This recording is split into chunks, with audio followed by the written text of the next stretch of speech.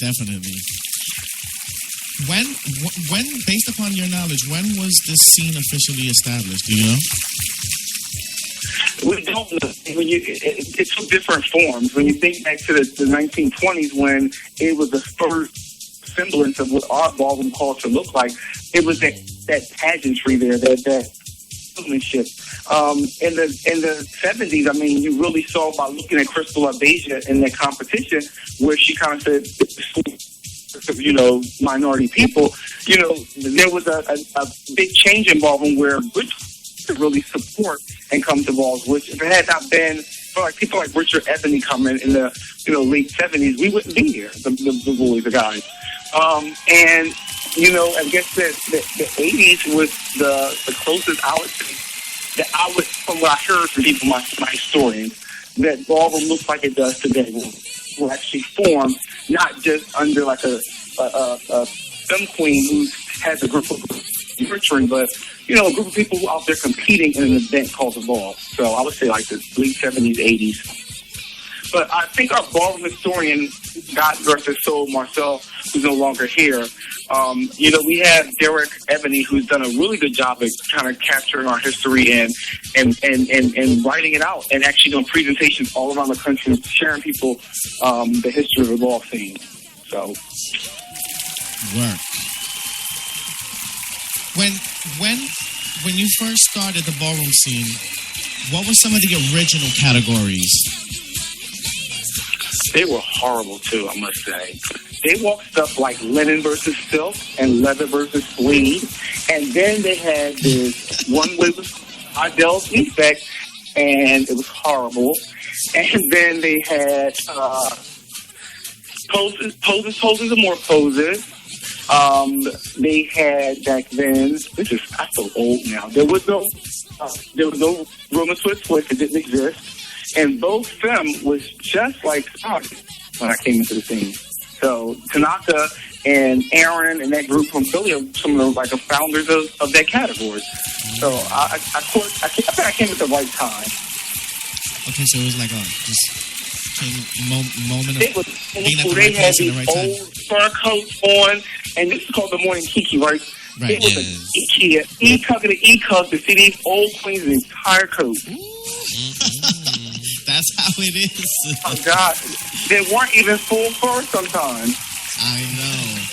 Sometimes you catch the girls. I know back in the days they used to, some of the houses used to, sneak either straight boy for Bush Queen realness, or some of them would be sneaking some real women trying to do femme queen categories. There was a lot of things going on back in the day. And then Wipe the Clock, a lot of girls on the panel with these sewn in labels. I'm not going to say no houses' names, but I've chopped many of them in my day. Sewing in some girl's shirt and trying to make it a label. No, sweetie, Gaultier did design that. McQueen did design that either. You bought that from Lane Bryant or one of those other cut stores, and you try to sew that. It's not going to work.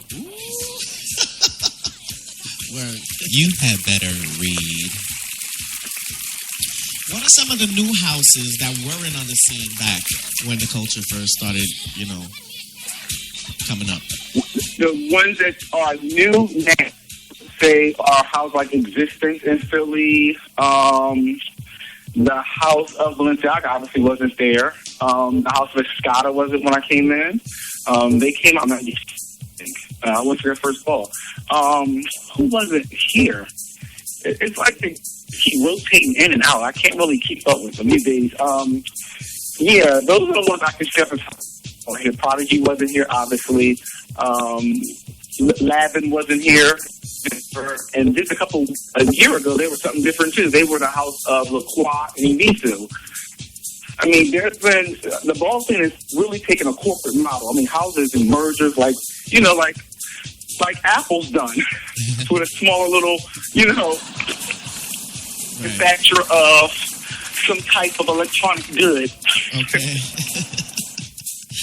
So basically, it's like a crossbreed. What is this crossbreed thing that I'm hearing in between the houses? Like, they have crossbreeds and half breeds. What is that all about? If you could just explain a little bit about that, so that way. So what is that? I'm not sure what That is actually. I'm what is that? I'm hearing that some people sat down certain houses and then they have to surrender their house members, and then that's how you get Ninja Infinity Extrava Jordan, or you know what I mean, something like that. Oh, it seems like that's very Wall Street about the situation. You know, this down, therefore we're going to take your house members. Right. Wow. I think they're pulling a Wall Street. Stock was down. Yeah, the members weren't turning it. Stock was down. Hey, it happened. So it was just a stunt. It went and passed? Yeah, I mean, I don't think House has done it in the past. So you think in the early, when I came into the scene, the House of Mizrahi was actually combined with Alpha Sinclair, which I forgot to acknowledge Sean Sinclair. But yeah, they were combined at one time. Okay. Wow. Okay, so that's how do you know that? Alpha Mizrahi Sinclair.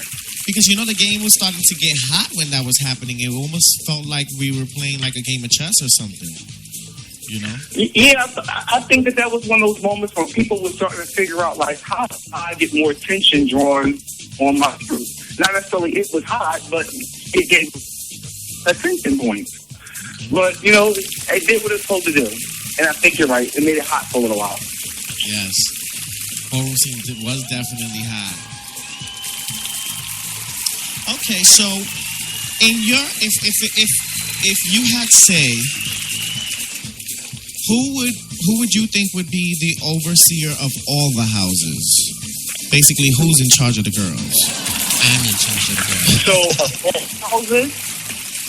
Yeah. If you had to say, I got two answers for you.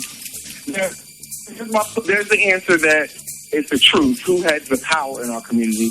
But then there are the people who should be in power along with them that maybe are not. So I'm not saying they shouldn't be. I'm just saying they should have some other like people under them to help do like some administrative tasks. So I think that Tony Revlon remains one of Ballroom leaders. Jack and Andre, without a shadow of a doubt. I think Man has held on very nicely over the years to his power and his clout in the scene. I think for female figures, I want to acknowledge Aisha Prodigy, and she has a House of Iman, which is a trans men and women part of the community that's a little absent, a little disconnected from the main ballroom scene. She has really been one of our board mothers now, and surprisingly enough, I think that Harold Balenciaga has really stepped into the ranks and has really himself as a formidable leader. I mean, he really, to me, he really has created a level of leadership that I don't think a lot of the people before him have. So I think that those are the people that are currently in power. I think there are some people that are right behind them, though, who may not get the same level of credibility and kudos, but I think that they are really strong leaders in our community. Like Michi, who's the father, Lavin of Philadelphia, and Mike, existence here in Philadelphia. And then I think there's Dominique out of New York City and Luna, who really do a lot of community work. And I think that that's really important because so much has happened in our community with HIV and violence. And, we have some people in our community doing some powerful stuff. And then there's Temperance, who's Mother Blahnik. She's doing a lot of important stuff. And I think that the Femme Queens are doing it, period, now. I think, sexism had its place in ballroom, and they were solid. They were trophies back in the day. They didn't have a voice. And I think our Femme Queens now are learning to have a voice. So I think they're really starting to run our thing a little bit now when they want to show up. Yes, I definitely agree with you with that. The Femme Queens have been turning it up, so shout out to the Femme Queens out there. Some of them got jobs. Some of them are living 9 to 5 for real, and I'm living for it. I'm seeing them in music videos. I'm seeing them on TV. Work. I live for me some Femme Queens. Jasmine, Revlon, in school, Ayana, Temperance. Yes. These girls are really turning it out. Tiny Cartier, they're doing it. And I think some of the queens was bad. Right. Now, how many balls must you compete to truly be considered a legend or legendary? So you want my honest answer? Of course. Okay, so it's not a number of balls. It's not a number of years for me. It's really clearly innovation. Can you say without your presence in the ball scene and for that category, would there have been any evolution? If it would have evolved in the same way that it has without you, then you're not legend to me. All you were was a person who won trophies during that period. But if you contributed to the innovation of that category and there's a part of it that looks different because you weren't there, then I think you're legend. And so the number of legends that they grant in ballroom don't really hold up to my standards. And so when I judge them, I usually chop them. So basically, it's not like, you know, these Egypt movies. There's no true king. It's all about being a status, doing something, being innovative. Because you got to think about it. You have to bring some difference. Like, you know, I feel like if you take Tony out the ballroom scene, or you take you take Ashley Icon or Sanaya or Andre or Jack out, the ballroom scene would look totally different. You have to stop for a second and say, we can't imagine a ballroom without these people because they're so critically important to the very fiber of our community. But some of these microwave legends, if they never existed, if you never saw them at a ball, who would care? It wouldn't change anything. So you grant their status of just showing up and maybe winning a couple nights. If you would do a comparison to the music industry, it means you got album of the year. Great. That means you had one good year. I'll give you an album of the year. It doesn't mean you're a legendary recording artist. But you gotta think, because you gotta think about it like this. You could change the whole ballroom scene. You could change almost anything with one performance. One performance can be key to anything. Because, like, it's not what you do, it's how you do it. That's right.